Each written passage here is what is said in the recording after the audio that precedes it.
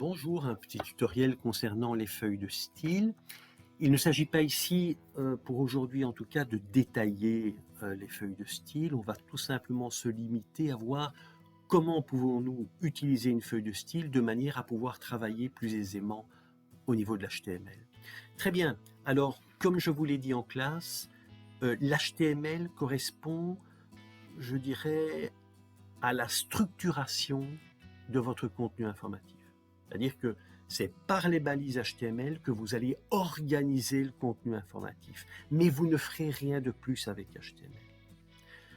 Avec la feuille de style, donc HTML plus CSS, la feuille de style va permettre de faire quoi? Elle va permettre de travailler sur la présentation.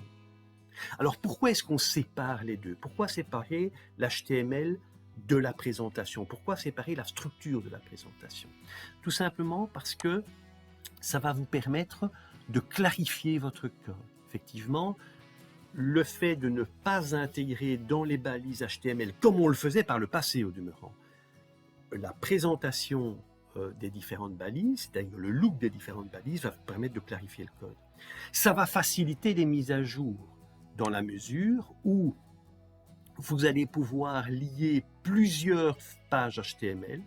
Vous allez pouvoir lier plusieurs pages HTML à une page CSS, à un fichier CSS. Et donc, en faisant des modifications dans votre fichier CSS, vous allez pouvoir, en cascade, modifier toute une série de fichiers HTML. Donc ça, c'est l'autre objectif, c'est de pouvoir faciliter les mises à jour. Troisièmement, pour réutiliser le contenu informatif pour des usages différents. On peut très bien imaginer un contenu informatif représenté par du code HTML que vous voulez présenter dans différents environnements, et à chaque environnement, vous allez prévoir tout simplement un fichier CSS particulier. Ce qui vous permet de réutiliser très facilement votre contenu informatif, ce qui n'était pas vrai par le passé puisque tout était mélangé. Alors, lorsqu'on fera du JavaScript, on aura toujours cette même, je dirais, cette même démarche. Essayez de bien séparer au maximum HTML, CSS et JavaScript. Alors, ce n'est pas toujours possible, je vous le dis tout de suite. Il y aura évidemment des chevauchements, mais ces chevauchements entre les trois langages doivent être utilisés au minimum. D'accord ? Eh bien, on va tout de suite passer à la pratique. Alors, j'ai préparé ici un petit fichier que j'ai appelé link.html. Et c'est un fichier HTML structuré de manière habituelle avec HTML/HTML, le head et le body. Je rappelle que dans le body, vous avez le contenu informatif visible par l'utilisateur, tandis que dans le head, c'est tout ce qui va concerner les serveurs et le browser. Et bien justement, on va aller informer le browser qu'il doit aller se référer à une feuille de style. Alors comment faire? C'est très simple, on fait un link, rel. Rel est un attribut qui va permettre de spécifier le type de fichier qui est mis en relation. Dans ce cas-ci, c'est une feuille de style, style sheet, href. Href est le chemin relatif qui mène au fichier. Alors, je n'ai pas encore parlé des chemins relatifs et des adresses relatives, des adresses absolues. Pour le moment, retenez une chose. Étant donné que link.html et mfs.css sont dans le même dossier, vous pouvez tout simplement écrire derrière href le nom de votre fichier CSS. Okay? Constatez que vous avez pour vos fichiers CSS une extension dédiée CSS. Très bien, alors au niveau du look, rien n'a changé. Voilà, je fais F5, oui, ça c'était l'effet que j'avais préparé. Je fais F5, qu'est-ce qui se passe? Tout simplement, vous avez la mise en page par défaut de vos balises HTML, et dans notre cas, cela se limite au saut de ligne provoqué par les balises de type bloc, car vous savez que header, nav, section et footer sont des balises de type bloc, et donc provoquent un saut de ligne. Eh bien, on va tout simplement maintenant voir comment on peut agir à partir de la feuille de style. Tout d'abord, un style, c'est quoi? Un style, c'est un sélecteur. Le sélecteur, c'est ce sur quoi vous voulez appliquer le style. Nous allons nous limiter dans ce tuto au sélecteur de type balise. Ensuite, ce sélecteur est suivi par un ensemble de couples propriété 2 points valeur. Les 2 points sont indispensables, c'est de la syntaxe.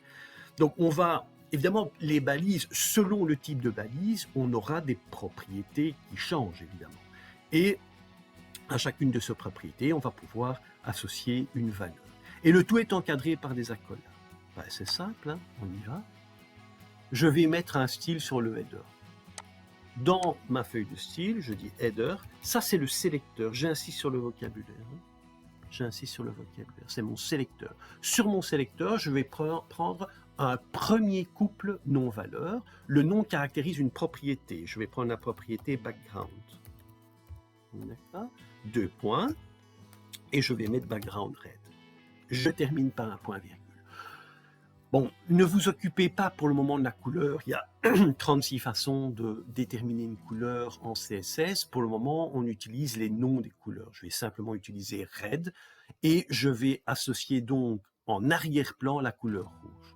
Et regardez, c'est extrêmement simple. F5. Vous voyez bien que maintenant, en arrière-plan, j'ai la couleur rouge sur ma balise header.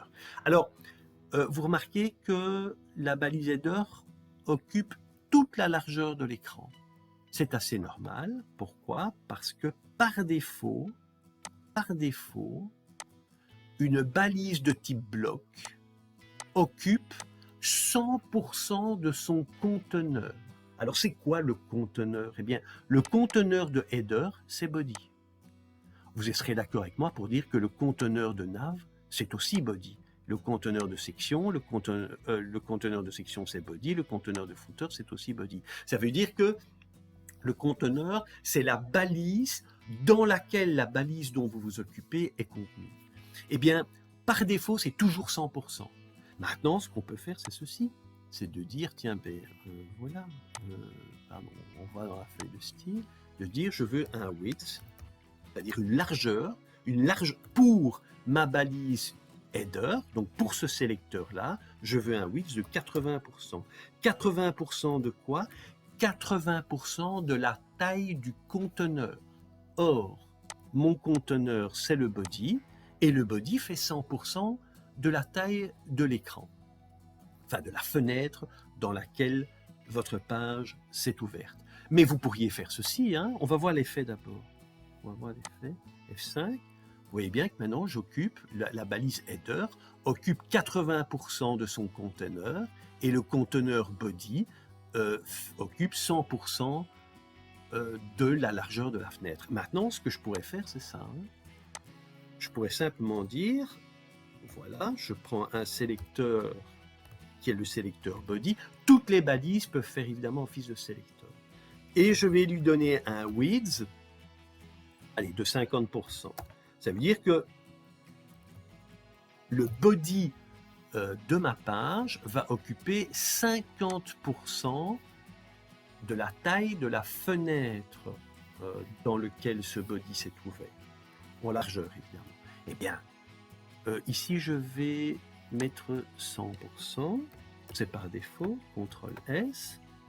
Qu'est-ce que vous allez remarquer? Ben, forcément, mon body occupe bien 50%, ma balise header occupe bien 100% de mon body. Maintenant, si je mets 80% comme je l'avais fait, voilà, CTRL S, forcément, cette fois-ci, ben, je vais prendre 80% de mon body, F5. Vous voyez que j'ai effectivement pris les 80% de mon body. Bon, vous pourriez attaquer autre chose. Je vais enlever peut-être ça. Voilà. C'est de dire, tiens, le height. Alors, le height, c'est la hauteur. Dans ce cas-ci, on va pas couper les petits points en 4 pour le moment. Vous pouvez travailler en unité absolue. On va dire, je sais pas moi, 30 pixels. Voilà. Alors, ici, vous travaillez en unité relative. Pourquoi? Tout simplement parce que votre page doit s'adapter à tous les écrans sur lesquels elle est susceptible de s'ouvrir. Si vous travaillez en unité absolue, ça ne va pas le faire parce que forcément, si je dis ici, je sais pas moi, 1000 pixels, Bon, imaginez un petit peu l'effet sur un iPhone, sur un iPad, ça sera pas top, hein. Donc, vous travaillez en unité relative. Enfin, tout ce qui concerne le responsive design, c'est pas l'objet pour le moment. Donc, mais de toute façon, par défaut, toujours travailler en unité relative sur le width, toujours. Bon, on peut travailler aussi, on va voir ce que ça donne d'abord. 5, vous voyez que mon bloc header a maintenant une hauteur de 30 pixels. On peut travailler aussi sur la couleur des caractères. Facile, color, white. Donc on met la couleur en blanc. N'oubliez pas votre point-virgule, hein. Après chaque couple nom-valeur, vous mettez un point-virgule. Même si celui-ci, le point-virgule qui se trouve juste avant l'accolade fermante n'est pas obligatoire, mais vous le mettez. Comme ça, vous ne l'oublierez jamais. Voilà, c'est tout. Ok. Eh bien, maintenant, voilà qui se passe. F5. Vous voyez bien que la couleur de ma caractère se trouve bien en blanc. Alors, vous pouvez recommencer ce petit jeu, évidemment, pour toutes les balises qui se trouvent dans votre page, hein. On va faire ici nav. Et puis, pour le nav, je vais demander un blue. Allez, hop. Et puis, je vais laisser le width à 80% pour que tout s'aligne bien à droite. Je vais demander une hauteur de... on va laisser de 30 pixels, on va laisser ça. Et color white, on va laisser la même chose. Voilà. F5. Et vous voyez qu'effectivement, la balise nav a bien reçu, a bien subi le style que j'ai demandé. Autre chose, ici vous voyez que j'ai répété certaines choses. Height 30, color white, le width également. On aurait pu faire ceci, hein. Je vous le montre comme ça, on aurait pu faire ceci. Voilà. Header, virgule nav. Ça veut dire, la virgule, ça veut dire je veux exactement le même style pour le sélecteur nav et pour les sélecteurs header, qui sont des sélecteurs de type balise. Et je pourrais faire ceci. CTRL X, CTRL V. Et puis ici, je n'ai plus besoin de ça. Donc ça voudrait dire quoi? Ça voudrait dire tout simplement que pour les balises nav et header, je veux une largeur de 80% de leur conteneur, je veux une hauteur de 30 pixels et je veux que le contenu informatif, c'est-à-dire le texte, soit de couleur blanche. Spécifiquement, pour header, je veux un background red et spécifiquement pour nav, je veux un background blue. Mais vous aurez exactement le même effet, évidemment. Rien ne va changer. Hein. F5, rien ne va changer. Donc ça, c'est, si vous voulez, éviter les répétitions. Évidemment, lorsque vous produirez de manière un petit peu plus intense en termes de CSS, évidemment que vous ferez comme ça. Mais comme on est débutant dans la chose, je vous le montre pour que vous puissiez éventuellement un petit peu alléger vos pages CSS. D'accord? Bien, ben, je pense qu'on a un peu fait le tour de la question. Vous vous doutez bien que allez, on va vite le faire. Je vais revenir à la situation précédente. Quoique non. On va repartir de là. CTRL D. Je vais dire section. Et pour mon section, cette fois-ci, je vais demander un height différent. Voilà. CTRL C. Alors ça, c'est intéressant. CTRL V. Je vais mettre 300. Et je vais mettre ici section.